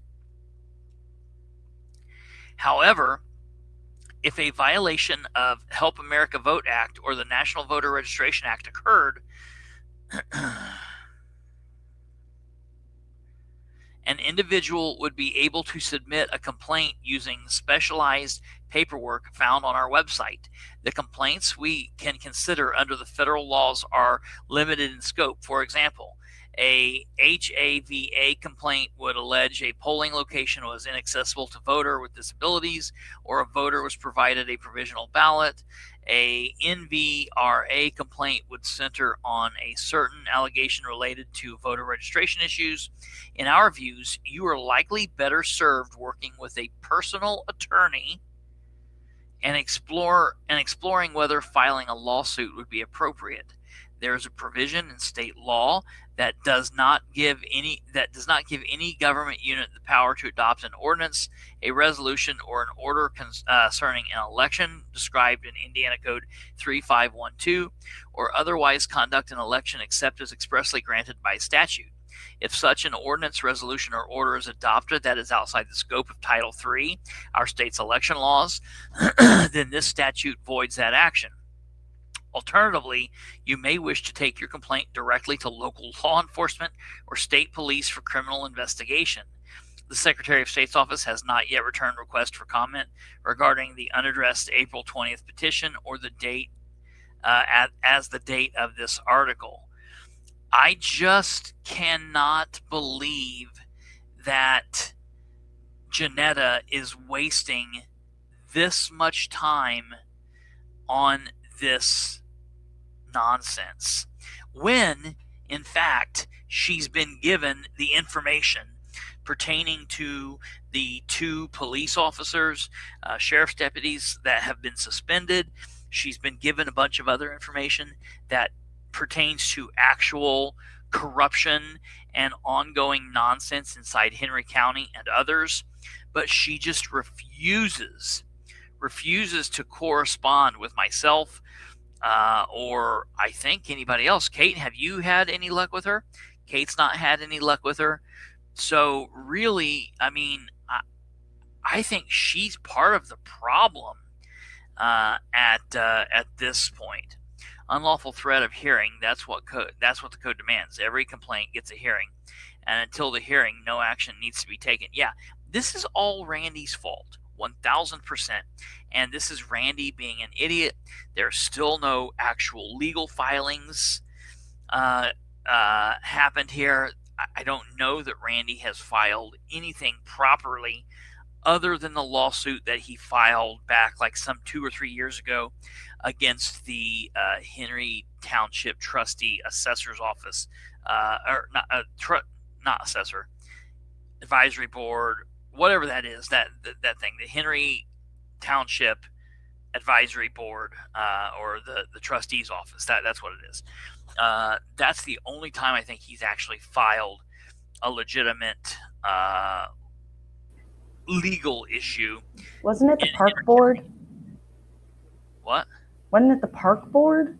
He may have done something with the park board, but I know that he sued the board that Mary's on. So I know that. Yeah, I'm shocked at what Janetta is doing, and she comes off so crazy with this type of reporting, because like she's really getting like heavily involved in it, and I'm just like, dude, there's no there. There's nothing to this, and I just don't understand if I don't know what she's doing. So my hope is that she will see the breadcrumbs I've thrown her way. She will see the carrier pigeons I've sent down, or maybe the smoke signals, the bat light, whatever it takes. But I've offered up enough clues, and she'll either see it or she won't. But I just wanted to highlight the fact that Randy is still going crazy over this, and apparently he's not done with it yet. So we'll have to wait and see. I want to double check the other thing before we are done with this topic, done with Henry County. The other thing that I wanted to talk about, the Henry Township Trustee Board. There you go. Thank you, Mary. I knew you were here. It's ridiculous what Randy's doing. The other night, we talked about Sproles. We talked about Sproles specifically when it related to the Henry County Sheriff's Department and these two Henry County deputies who are on paid leave for this ghost employment issue. I will tell you that Sheriff Sproles and his inner circle of the Henry County Sheriff's Department are livid that yours truly learned this information, and that I brought this information to you, and that we all know about this. So they're trying to keep this all on the hush-hush. We'll have to see when something big is going to come from this. I do know that they are saying that this is going to be handled. Something is going to come from this. Let's see. I know that they're saying that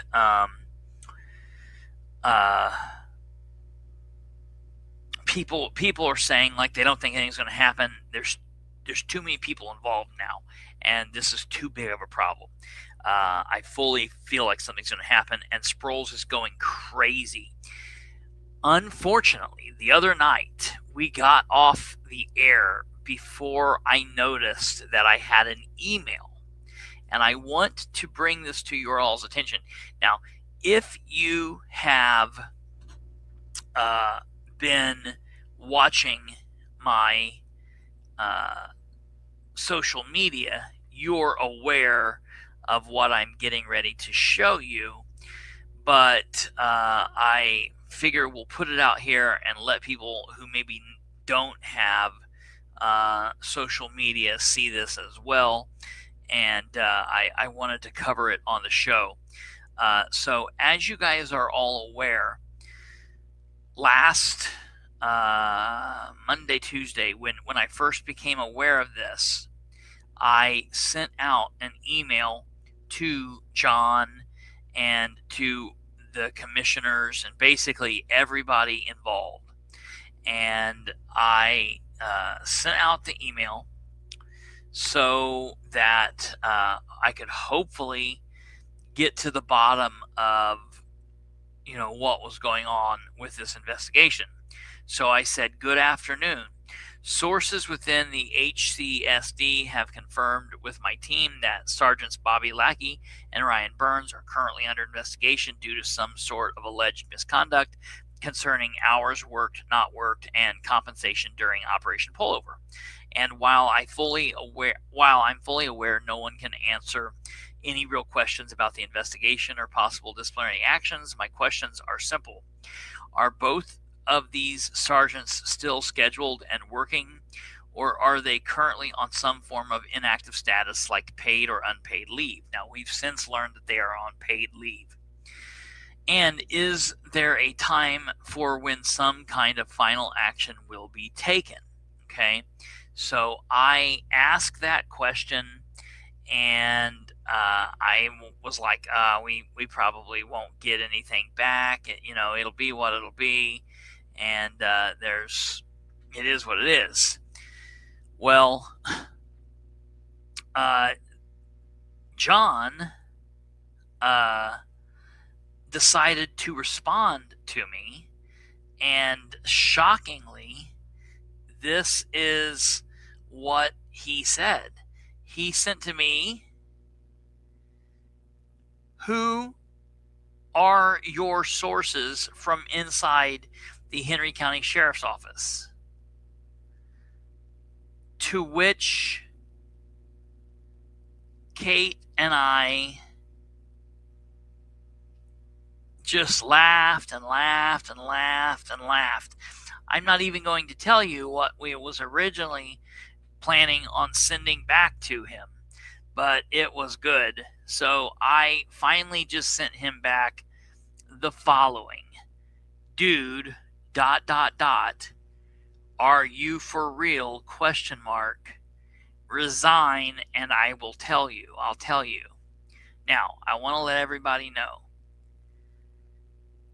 everyone that has talked with me, you are safe. I would never tell him any of this.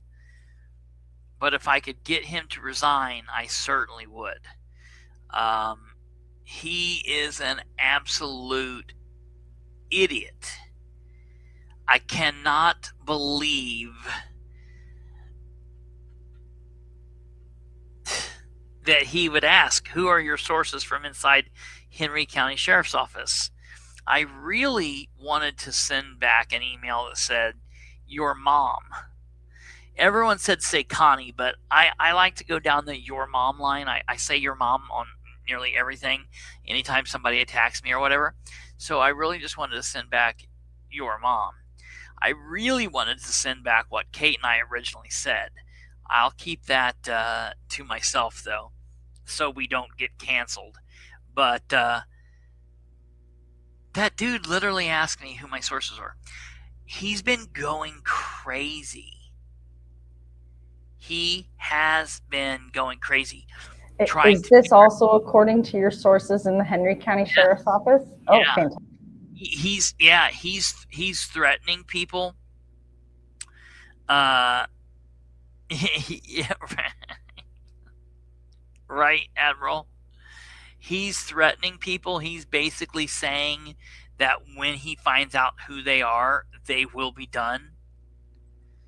And I'm like, why? How you going to fire somebody for telling somebody the truth? I don't think so. So, yeah, I just, I don't know what he's doing. He is... Just make sure he doesn't find out about that microphone you planted in his office. Yeah. I have literally had governments and elected and appointed officials go through and check for bugs in their office, city halls, in several different buildings. In Winchester, in Muncie, in the Delaware County building, absolutely crazy. So yeah, I've done that. It's pretty wild. So I wanted to cover that, and then Delaware County. I still have to go over the Delaware County commissioners meeting. We are not going to do that tonight. Obviously, we're wrapping up. I do want to make mention, we will go over the commissioners meeting. If we have a slow day first of next week, we'll go over it. I know Sunday and Monday I've already got something planned, but if we have a slow day, we will get through it. I do need to get through it because there are a couple of important pieces that we need to go through, so we will do that. Just in wrapping up, also, Diego Morales is going through it. And it's funny to me seeing how quickly the Indiana State Republican organization is coming apart when it comes to Diego. They are turning on him, and he's having to deal with complete insanity. Of course, he deserves every bit of it. He is nuts. I do not want him to be reelected. I also don't like the Republican Party playing all the games that they play. I want them to put a good candidate forward and have a good candidate be able to beat him. Todd Rokita is insane. Jim Banks, everything that they're doing is crazy. I actually agree with the governor on this one instance. They asked the governor today at a press conference that he did at an Indiana State police post. They asked him, the governor, his opinion of what's going on with Diego, and he said, "Look, I'm for free elections, and I want good contests. I want lots of people. Every election I've been involved in, there've been a lot of people involved, and may the best person win. I don't like endorsing people. That way, I don't ever have to change my mind, and that's why I'm doing the same thing today, and I'm saying the same thing today that I said yesterday." Whereas Todd Rokita and Jim Banks, they're looking like complete idiots with egg on their face, because here they've endorsed this complete nitwit, all for Max Engling to come up, and now everyone's like, "Oh no, we lied. We don't want Diego." Rokita and Banks have actually went far enough to ask Diego to suspend his campaign. Yeah, even Braun said for the party leaders to stop cock blocking. Absolutely. It's gross. They supported this guy wholeheartedly with all the controversy surrounding him. Yeah. Patted him on the back, dragged him out to every event so he could talk and they could walk around and get their pictures taken with him. And now that there's somebody new, now they're like, "Oh yeah, we know that he's bad. He's no good. We need the new guy." Yeah. Fuck off. Yeah. And who and what paid for India, by the way? I like that they're now against Diego, because my question is, when is Rokita going to ask Diego officially about India and what was going on there? Now that he is against Diego, he should have no issue questioning Diego about this and helping us get to the bottom of it. Absolutely insane. Zero credibility. None of them have any credibility. It's gross all the way across the board. So we'll keep watching that. I love it. It's a complete shit show. Sunday we've got something cool lined up. Some people like it, some people won't. I think the majority of you will like it. So we'll see what goes on there. Is it true that he had an unvetted illegal alien on his staff? I saw news stories about this earlier. I think it's in fact accurate. This person is now nowhere to be found. No one's answering any questions about this. They're keeping it all very closed down, close to the vest. A tight lock on this.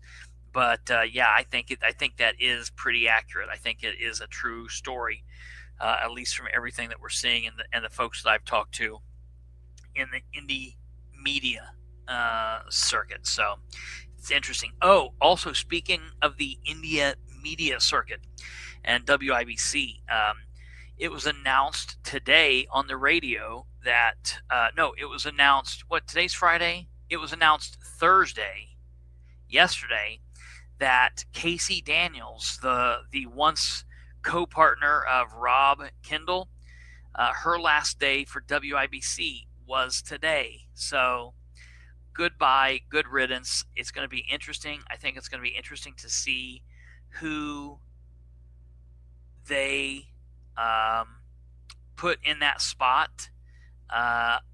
Doesn't say fired. I think she quit on her own accord.